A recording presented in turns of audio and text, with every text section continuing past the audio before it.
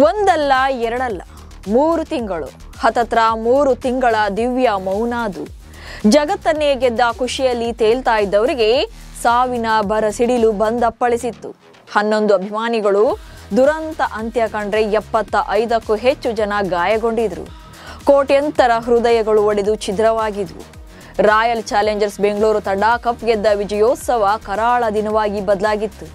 ಅಂದಿನಿಂದ ಇಂದಿನವರೆಗೂ ಮೌನವಾಗಿದ್ದ RCBಯ social media ಖಾತೆ ಕೊನೆಗೂ ಆಕ್ಟಿವೇಟ್ ಆಗಿದೆ. 84 ದಿನಗಳ ಬಳಿಕ ಮೊದಲ ಪೋಸ್ಟ್ ಅನ್ನು ಶೇರ್ ಮಾಡಲಾಗಿದೆ. ಹಾಗೆ ಹೊಸದೊಂದು ಭರವಸೆಯನ್ನು ಕೂಡ ಕೊಟ್ಟಿದ್ದಾರೆ. ಅಷ್ಟಕ್ಕೂ ಪೋಸ್ಟ್ ನಲ್ಲಿ ಏನಿದೆ, ಭವಿಷ್ಯದ ಪ್ಲಾನ್ ಹೇಗಿರುತ್ತೆ ಅನ್ನೋದನ್ನ ಈ ವಿಡಿಯೋದಲ್ಲಿ ಹೇಳ್ತೇನೆ. ನಾನು ಶಾಂತ. ನೀವು ಸುದ್ದಿಯಾನದ ಸಬ್ಸ್ಕ್ರೈಬರ್ ಆಗೋದಕ್ಕೆ ಮರಿಬೇಡಿ. 18 ವರ್ಷಗಳ ಬಳಿಕ ರಾಯಲ್ ಚಾಲೆಂಜರ್ಸ್ ಬೆಂಗಳೂರು ತಂಡ ಚೊಚ್ಚಲ ಬಾರಿಗೆ IPL ಟ್ರೋಫಿಗೆ ಮುತ್ತಿಕ್ಕಿದಂತ ದಿನ ಅದು. 2025ರ ಜೂನ್ 3ರ ರಾತ್ರಿ ಅಹಮದಾಬಾದ್ನ ನರೇಂದ್ರ ಮೋದಿ ಕ್ರೀಡಾಂಗಣದಲ್ಲಿ ಪಂಜಾಬ್ ಕಿಂಗ್ಸ್ ತಂಡವನ್ನ ರಣರೋಚಕ ರೀತಿಯಲ್ಲಿ ಎದುರಿಸಿ ಗೆದ್ದು ಮೊದಲ ಬಾರಿಗೆ IPL ಕಪ್ ಅನ್ನ ಎತ್ತಿ ಹಿಡಿದಿದ್ರು. ಆ ದಿನ ವಿರಾಟ್ ಕೊಹ್ಲಿ ಅವರು ಕಣ್ಣೀರಿಟ್ರೆ ಕೋಟ್ಯಂತರ ಅಭಿಮಾನಿಗಳ ಕಣ್ಣಾಲಿಗಳು ಕೂಡ ಒದ್ದೆಯಾಗಿದ್ವು. ಈ ಗೆಲುವಿನ ವಿಜಯೋತ್ಸವಕ್ಕಾಗಿ ಬೆಂಗಳೂರಿನಲ್ಲಿ ಜೂನ್ 4ರಂದು ಪರೇಡ್ ಅನ್ನು ಹಮ್ಮಿಕೊಳ್ಳಲಾಗಿತ್ತು. ಲಕ್ಷಾಂತರ ಮಂದಿ ಬೆಂಗಳೂರಿಗೆ ದಾಂಗುಡಿ ಇಟ್ಟಿದ್ರು. ವಿಧಾನಸೌಧ, ಚಿನ್ನಸ್ವಾಮಿ ಮೈದಾನದ ಸುತ್ತಮುತ್ತ ಜನ ಜಾತ್ರೆಯೇ ಸೇರಿತ್ತು. ಆದರೆ ಈ ಖುಷಿಯ ನಡುವೆ ಚಿನ್ನಸ್ವಾಮಿ ಸ್ಟೇಡಿಯಂ ಬಳಿ ಕಾಲ್ತುಳಿತ ಸಂಭವಿಸಿ 11 ಜನ ಪ್ರಾಣ ಕಳ್ಕೊಂಡಿದ್ರು. ಈ ಘೋರ ದುರಂತದ ಬಗ್ಗೆ ಪೋಸ್ಟ್ ಅನ್ನ ಶೇರ್ ಮಾಡಿದಂತ RCB ಫ್ರಾಂಚೈಸಿ ಅಂದಿನಿಂದ ಕಂಪ್ಲೀಟ್ ಆಗಿ ಡಿಆಕ್ಟಿವೇಟ್ ಆಗಿತ್ತು. ಕೊನೆಗೂ ಈ ಮೌನಕ್ಕೆ ಬ್ರೇಕ್ ಬಿದ್ದಿದೆ. RCB ಸೋಷಿಯಲ್ ಮೀಡಿಯಾದಲ್ಲಿ ಹೊಸ ಪೋಸ್ಟ್. IPL ಬಳಿಕ ಎಲ್ಲಾ ಫ್ರಾಂಚೈಸಿಗಳು ಬೇರೆ ಬೇರೆ ಸರಣಿ, ಕ್ರೀಡೆಗಳು, ವಿನ್ನರ್ಸ್, ಚಾಂಪಿಯನ್ಸ್, ಆಟಗಾರರ ಬರ್ತ್ಡೇ, ರಿಟೈರ್ಮೆಂಟ್ಸ್ ಅಂತ ಹೊಸ ಡೆವಲಪ್ಮೆಂಟ್ಸ್ ಬಗ್ಗೆ ತಮ್ಮ ಸೋಷಿಯಲ್ ಮೀಡಿಯಾ ಖಾತೆ ಮೂಲಕ ಪೋಸ್ಟ್ಗಳನ್ನು ಹಾಕ್ತಾ ಇದ್ರೆ RCB ಮಾತ್ರ ಒಂದೇ ಒಂದು ಪೋಸ್ಟ್ ಅನ್ನು ಕೂಡ ಶೇರ್ ಮಾಡಿರಲಿಲ್ಲ. ಜೂನ್ 4ರ ಬಳಿಕ ಇದೇ ಮೊದಲ ಬಾರಿಗೆ ಟೆಕ್ಸ್ಟ್ ಪೋಸ್ಟ್ ಅನ್ನು ಹಾಕಿದೆ. ಹಾಗೆ ಅಭಿಮಾನಿಗಳಿಗೆ ಸಂದೇಶವೊಂದನ್ನು ರವಾನಿಸಿದೆ. 84 ದಿನಗಳ ಬಳಿಕ ಅಭಿಮಾನಿಗಳಿಗಾಗಿ ಹೊಸ ಭರವಸೆಯನ್ನ ನೀಡೋ ಮೂಲಕ ಕಂಬ್ಯಾಕ್ ಮಾಡಿದೆ. ಕನ್ನಡ ಮತ್ತು ಇಂಗ್ಲಿಷ್ ಎರಡರಲ್ಲೂ ಕೂಡ ಮಾಹಿತಿ ನೀಡಿದೆ. ಡಿಯರ್ 12th ಮ್ಯಾನ್ ಆರ್ಮಿ, ಇದು ನಿಮಗೆ ನಮ್ಮ ಹೃದಯಪೂರ್ವಕ ಪತ್ರ ಎಂದು ಶುರು ಮಾಡಿ ಅನೇಕ ವಿಚಾರಗಳನ್ನ ಹಂಚಿಕೊಂಡಿದೆ.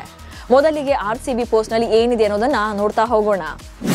ನಾವು ಪೋಸ್ಟ್ ಮಾಡಿ ಸುಮಾರು 3 ತಿಂಗಳ ಕಾಲ ಕಳೆದಿದೆ. ನಮ್ಮ ಮೌನ ಖಾಲಿತನದಿಂದಷ್ಟೇ ಅಲ್ಲ, ದುಃಖದಿಂದ ತುಂಬಿದ ತೀವ್ರವಾದ ಮೌನ.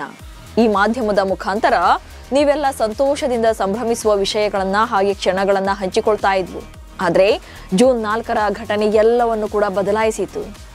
ಆ ದಿನ ನಮ್ಮ ಹೃದಯ ಒಡೆಯಿತು. ನಂತರದ ಮೌನವು ಕೇವಲ ನಿಶ್ಶಬ್ದವಲ್ಲ, ಅದು ಶ್ರದ್ಧೆಯಿಂದ ತುಂಬಿದ ಶಾಂತ ಶ್ರದ್ಧಾಂಜಲಿ. ಈ ಮೌನದೊಳಗೆ ನೋವನ್ನು ಅನುಭವಿಸುತ್ತಾ ನಾವು ಆಳವಾಗಿ ಯೋಚಿಸಿದ್ದೆವು ಮತ್ತು ಅನೇಕ ವಿಷಯಗಳನ್ನ ಕಲಿತೆವು. ನೋವನ್ನೇ ಶ್ರದ್ಧೆಯಾಗಿ, ನಂಬಿಕೆಯಾಗಿ ರೂಪಿಸಬೇಕೆಂದು ತೀರ್ಮಾನಿಸಿದ್ವು. ಅದರ ಫಲವೇ RCB ಕೇರ್ಸ್, ನಮ್ಮ ಅಭಿಮಾನಿಗಳು ಮತ್ತು ಸಮುದಾಯಕ್ಕಾಗಿ ನಿಷ್ಠೆಯಿಂದ ರೂಪಿಸಿದ ಒಂದು ಯೋಜನೆ. ಇಂದು ನಾವು ಮರಳಿದ್ದೇವೆ. ನಿಮ್ಮೊಂದಿಗೆ ನಿಲ್ಲುವ ಭರವಸೆಯನ್ನು ನೀಡುತ್ತಾ ಕರ್ನಾಟಕದ ಹೆಮ್ಮೆಯಾಗಿ ಮುಂದೆ ಸಾಗುತ್ತೇವೆ. ಇದು ನಮ್ಮ ಕಾಳಜಿ, ನಮ್ಮ ಪ್ರತಿಜ್ಞೆ. RCB ಕೇರ್ಸ್, ನಾವು ಸದಾ ನಿಮ್ಮೊಂದಿಗಿದ್ದೇವೆ. ಹೀಗೆ ಕನ್ನಡ ಮತ್ತು ಇಂಗ್ಲಿಷ್ ಎರಡರಲ್ಲೂ ಕೂಡ ಪೋಸ್ಟ್ ಅನ್ನ ಹಂಚಿಕೊಂಡಿರುವಂತಹ ಫ್ರಾಂಚೈಸಿ RCB ಕೇರ್ಸ್ ಭರವಸೆ ನೀಡಿದೆ. ಅಂದ್ರೆ ಇಲ್ಲಿ ಅಭಿಮಾನಿಗಳಿಗಾಗಿ ವಿಶೇಷ ಕಾಳಜಿಯನ್ನು ವಹಿಸೋಕೆ ನಿರ್ಧಾರ ಮಾಡಿದಂತಿದೆ. ಇದಕ್ಕಾಗಿ ಟ್ರಸ್ಟ್ ಒಂದನ್ನ ರೂಪಿಸುವ ಸಾಧ್ಯತೆ ಇದ್ದು, ಈ ಮೂಲಕ ಕಾಲ್ತುಳಿತದಿಂದ ಮೃತಪಟ್ಟಿರುವಂತಹ ಅಭಿಮಾನಿಗಳ ಕುಟುಂಬಕ್ಕೆ ನೆರವಾಗುವಂತ ಯೋಜನೆ ರೂಪಿಸಿರಬಹುದು. ಒಂದ್ ಕಡೆ ಫ್ರಾಂಚೈಸಿ ಏನೋ ಕಂಬ್ಯಾಕ್ ಮಾಡೋಕೆ ರೆಡಿಯಾಗಿದೆ, ಹೊಸತನದೊಂದಿಗೆ ಶುರು ಮಾಡಿದೆ.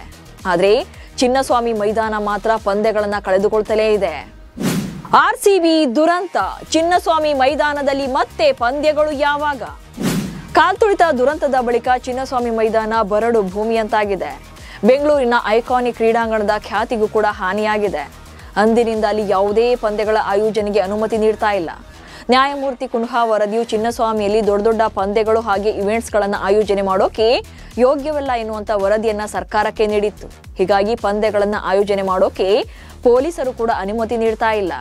ಮುಂದಿನ ತಿಂಗಳು ನಡೆಯಲಿರುವಂತಹ ಮಹಿಳಾ ಏಕದಿನ ವಿಶ್ವಕಪ್ನ 5 ಸ್ಥಳಗಳಲ್ಲಿ ಒಂದಾದ ಬೆಂಗಳೂರಿನ ಬದಲಿಗೆ ಮುಂಬೈನಲ್ಲಿ ಪಂದ್ಯಗಳು ನಡೆಯಲಿವೆ ಅಂತ ICC ಬಗ್ಗೆ ಸ್ಪಷ್ಟಪಡಿಸಿದೆ. 5 ಪಂದ್ಯಗಳನ್ನ ಚಿನ್ನಸ್ವಾಮಿ ಕ್ರೀಡಾಂಗಣದಲ್ಲಿ ಆಯೋಜನೆ ಮಾಡೋಕೆ ಮೊದಲಿಗೆ ನಿರ್ಧಾರ ಮಾಡಲಾಗಿತ್ತು. ಇದೀಗ ಅಷ್ಟೇ ಅಲ್ಲ, ಮಹಾರಾಜ ಟ್ರೋಫಿ T20 ಪಂದ್ಯಾವಳಿಗಳನ್ನು ಕೂಡ ಈಗಾಗಲೇ ಮೈಸೂರಿಗೆ ಸ್ಥಳಾಂತರ ಮಾಡಲಾಗಿತ್ತು. ಹೀಗೆ ಒಂದೊಂದೇ ಪಂದ್ಯಗಳು ಕೂಡ ಬೇರೆ ಕಡೆ ಶಿಫ್ಟ್ ಆಗ್ತಾ ಇದ್ದು, ಚಿನ್ನಸ್ವಾಮಿ ಮೈದಾನ ಇದೀಗ ಕ್ರೀಡಾಂಗಣದ ಇದ್ರೂ ಕೂಡ ಕ್ರೀಡೆಗಳು ನಡೀತಾ ಇಲ್ಲದೆ ಮೌನವಾಗಿದೆ. ಒಟ್ನಲ್ಲಿ ಕಳೆದ 3 ತಿಂಗಳುಗಳಿಂದ ಸದ್ದು ಸುದ್ದಿ ಇಲ್ಲದೆ ಮೌನವಾಗಿದ್ದಂತ ರಾಯಲ್ ಚಾಲೆಂಜರ್ಸ್ ಬೆಂಗಳೂರು ಫ್ರಾಂಚೈಸಿಯು ಹೊಸತನದೊಂದಿಗೆ ಕಂಬ್ಯಾಕ್ ಮಾಡಿದೆ. RCB ಕೇರ್ಸ್ ಪೋಸ್ಟ್ ಅನ್ನು ಅಭಿಮಾನಿಗಳು ತುಂಬ ಹೃದಯದಿಂದ ಸ್ವಾಗತಿಸಿದ್ದಾರೆ. ಅಲ್ಲದೆ ಮುಂಬರುವಂತಹ ದಿನಗಳಲ್ಲಿ RCB ಸೋಷಿಯಲ್ ಮೀಡಿಯಾದ ಖಾತೆಗಳಲ್ಲಿ ಕ್ರಿಕೆಟ್ಗೆ ಸಂಬಂಧಪಟ್ಟಂತ ಎಲ್ಲ ಅಪ್ಡೇಟ್ಗಳು ಸಿಗಲಿವೆ.